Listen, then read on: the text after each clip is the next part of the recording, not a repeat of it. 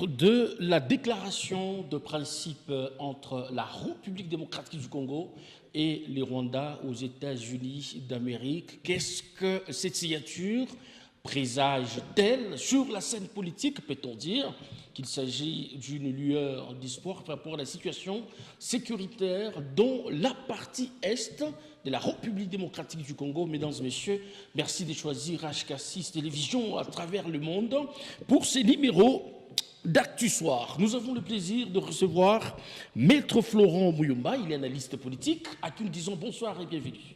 Merci beaucoup, monsieur Christian. Bonsoir aussi, c'est un plaisir de m'avoir été sur votre plateau. Merci bien. Il y a eu signature, je l'ai dit tout à l'heure, de la déclaration de principe entre la RDC et les Rwandais. Comment vous avez accueilli cette énième signature qui balise le chemin du dialogue? Merci beaucoup de la question. Je vais commencer d'abord par vous remercier du fait que vous nous avez invités sur votre plateau. C'est un honneur pour nous. Messieurs les journalistes, Christian, pour moi, cet accord, on appelle comment, l'accord de principe, voilà. Pour moi, c'est un non-événement. Parce que déjà, ça a été mal négocié et nous sommes très mal partis. C'est comme qui dirait, la République démocratique du Congo, mon pays, serait dans une position de faiblesse. Ok, on est au genou, on ne sait pas faire face à l'agresseur. Mais il y a des dispositions qui sont prises pour l'intérêt de la nation. Comment vous estimez que ce serait mal passé? J'ai essayé de le parcourir. Et vraiment, j'étais estomaqué à un certain moment. Je me suis dit, que fait le ministre des Affaires étrangères? Parce que je ne sais pas si les critères seraient peut-être les noms, soit l'appartenance politique. Un grand Congo, mon pays, a beaucoup de potentialités, beaucoup de gens qui sont aptes et décisifs dans ce genre de négociations. Parce que si vous parcourez cet accord, nulle part où on parle de la responsabilité du Rwanda. Mais néanmoins, mais le respect de frontières, je pense qu'il en va pour la RDC comme pour le pays agresseur. Non, monsieur Christian, nous sommes en train de dédouaner le Rwandais. On est en train de dédouaner le Rwanda. Par exemple, quand on vous dit que, quand on vous parle de la gestion commune de nos parcs, qu'est-ce que vous comprenez par là? Parce qu'il n'y a pas, vous vous souviendrez qu'à un certain moment, Kagame, qui avait toujours et qui a toujours eu l'envie d'escamoter, de venir s'installer en République démocratique du Congo, avait suggéré à ce qu'une ville soit construite du côté, je ne sais pas, Nyiragongo. Ok, Nyiragongo, et pour nous, Congolais, comme nous avons banalisé, c'était quelque chose qui ne pouvait pas arriver, mais voilà, il nous a fait la guerre ouvertement. Et je me pose la question, la gestion de nos parcs, est-ce que Madame la ministre, elle a déjà parcouru le Rwanda? Elle connaît la superficie de certains parcs qui se trouveraient du côté Rwanda pour qu'on commence à co-gérer ensemble avec le Rwandais. Moi, je pense que c'est quelque chose qui a été dicté et elle arrive là-bas et elle a fait ce qu'elle a fait et pour signer des histoires qui n'ont pas de tête. Vous pensez que la RDC est perdante dans cette histoire? Dans tout, presque dans tout. Quand on vous parle de création de centres hydroélectriques, ok, et qu'est-ce que nous bénéficions de là?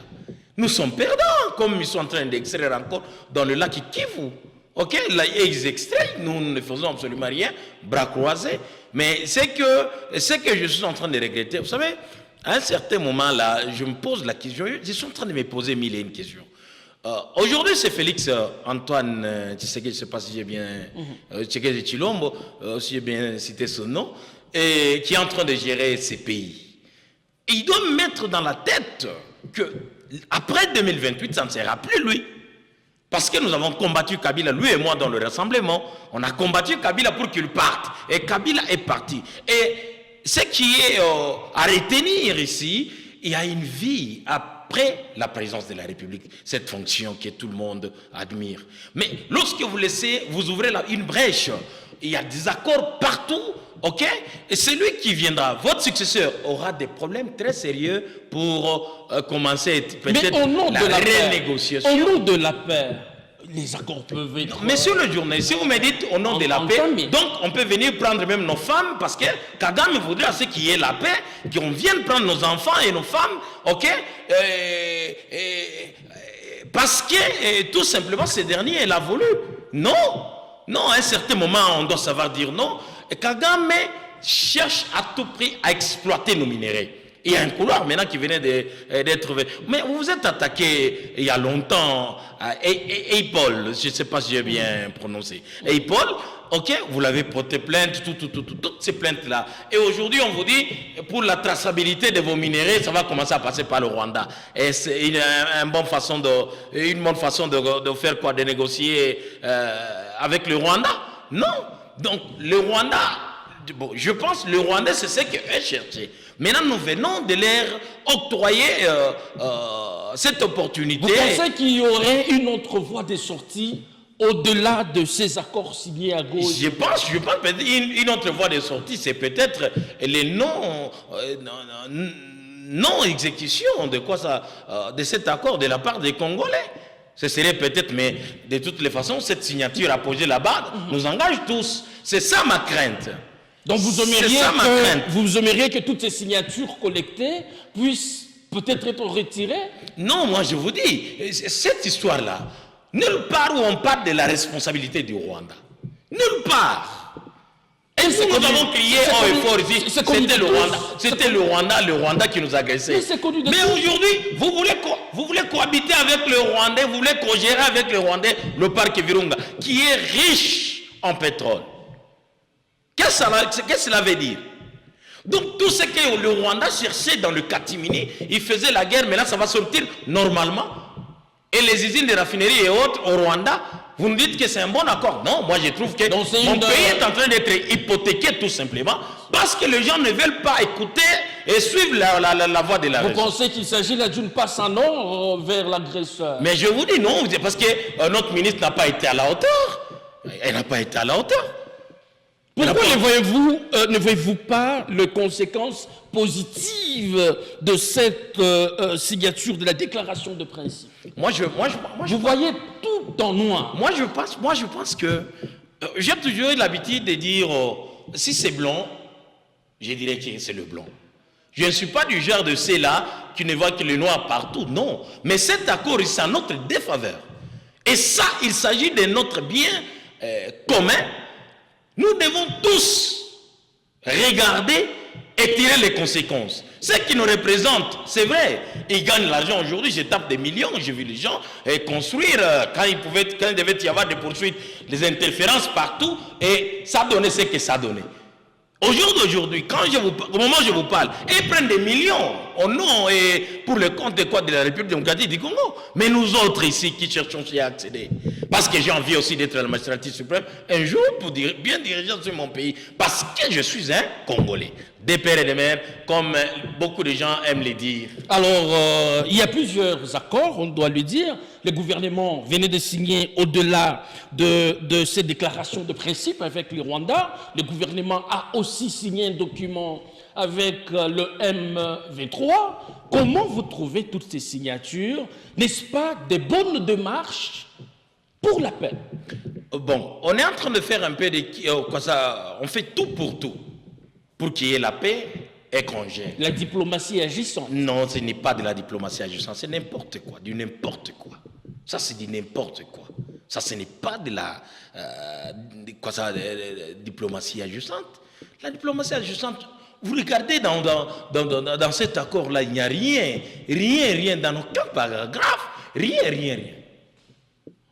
Rien qui va dans notre... Est-ce que les contenus même de ces accords-là sont dévoilés minutieusement, à la face du monde? Écoutez, si vous tapez sur Google, vous aurez quand même les grandes lignes. Tapez Google, vous allez lire, vous verrez les grandes lignes qui sont là-bas par rapport à ces accords-là. Moi, je pense à notre défaveur. C'est vrai, on doit chercher à tout prix à réunifier le pays. Mais, pardon, pardon, il y a des matières qu'il ne faut pas hypothéquer parce que le Rwanda a cherché depuis longtemps comment vivre en... Je me souviens, je me rappelle d'un certain, c'est Makani, un Minembwe, qui disait que vous le vouliez ou pas, nous allons rester avec vous. C'est là qu'on est en train de nous plonger maintenant. C'est là qu'on est en train de... Ce serait un piège tendu. Mais je vous dis, et nous n'accepterons jamais cela.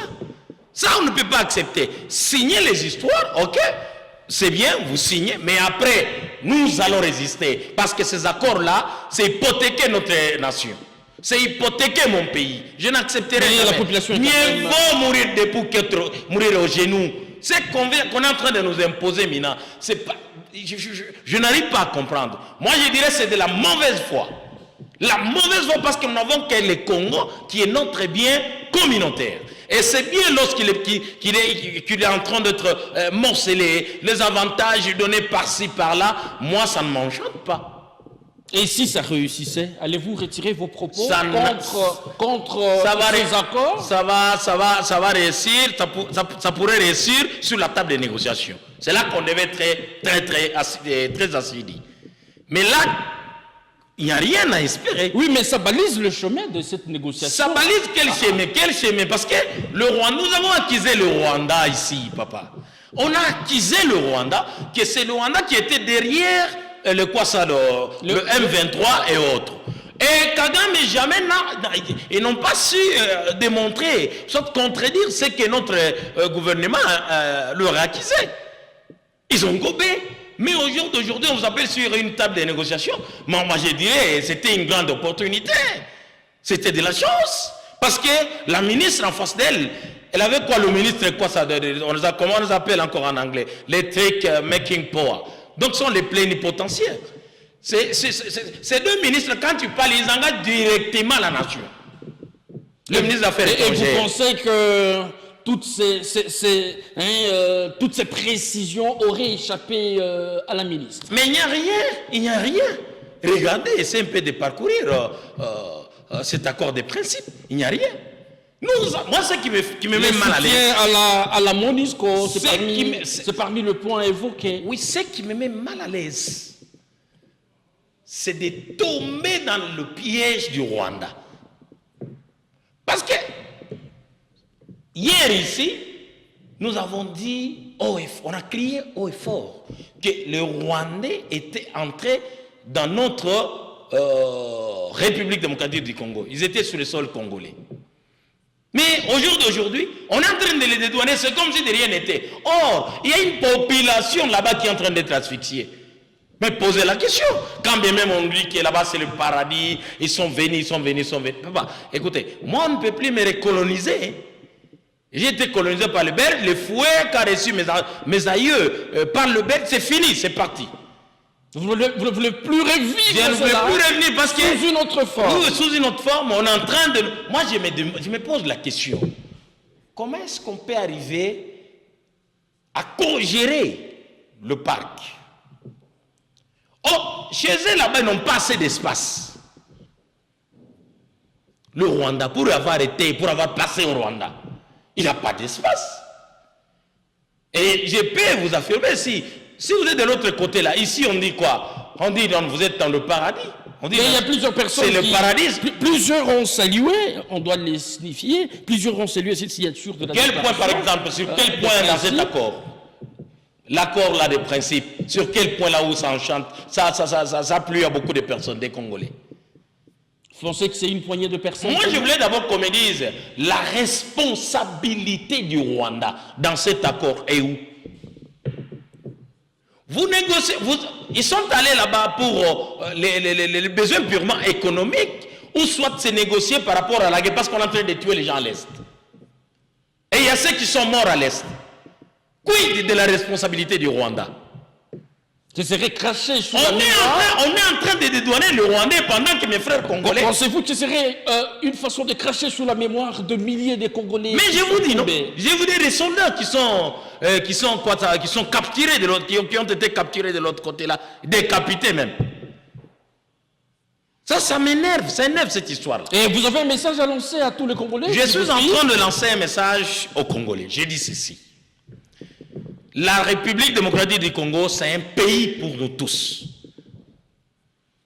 Mais la manière dont ce pays est en train d'être géré maintenant là, ce n'est plus intéressant. Ce n'est plus intéressant et nous devons ouvrir l'œil.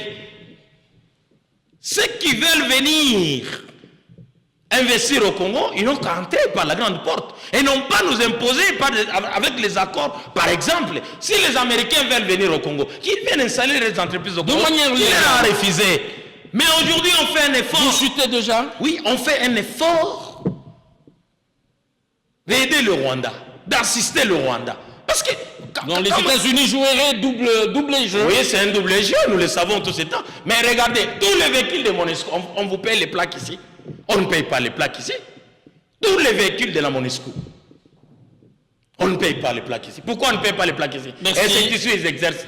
C'est ici ils fonctionnent. Maître Florent Mouyomba, je rappelle que vous êtes analyste politique. Merci d'avoir répondu à notre invitation. Merci beaucoup, monsieur Christian. Ça nous met vraiment mal à l'aise. On sent que vous parlez avec tout cœur. Ouais, vous êtes tellement contre. Oui, nous a fait défaut. Ça, c'est un accord qui doit être jeté à la poubelle. Nous allons faire appel à vous dans une émission beaucoup plus approfondie. J'aimerais bien qu'il y ait un co-débatteur.